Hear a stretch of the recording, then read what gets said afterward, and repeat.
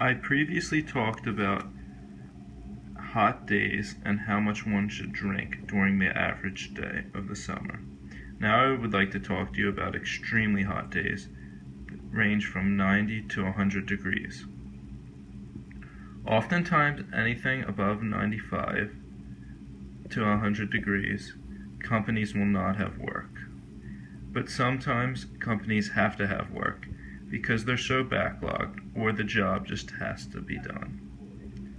On these days, there are a couple tips I can give you to stay cool and avoid suffering. First of all, you need to know that a roof on a 90 to 100 degree day can get up to 150 degrees Fahrenheit.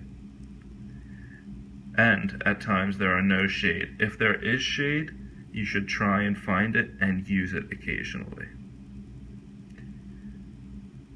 You can also suffer heat stroke if you get too hot on the roof.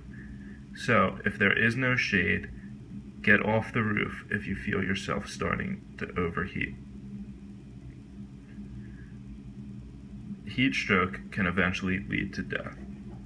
Also, it is very important to hydrate and stay cool. So, this means drinking lots of fluids, typically around 2 gallons on days this hot if you're working for most of the day, maybe even more. And this will help you also to stay cool because you should be drinking cold beverages. Another thing that I found to be very helpful is froggy togs. These you fill with water and then wring out and they stay cool, and you wrap it around your neck. Specifically try and get it on the veins in your neck like the jugular, because this will help to cool your entire body down. Another tip is putting cold water on your wrists, because that too affects your blood flow and will help to cool your body down. So, I would like to tell you a story about a very hot day. I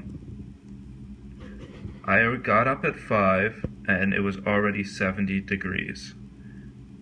And by the time we got to work, it was 80 degrees out. So, we worked until 2 that day, and I probably took 5 breaks over the course of the day, specifically to cool down and get in the shade, and I still felt very hot. I drank 2 gallons of water and probably half a gallon of iced tea, and I did not eat very much lunch because on these very hot days your stomach will be upset in the heat. It is important to take care of your body on these days and be safe. Remember, safety is the priority on the roof, and productivity comes second.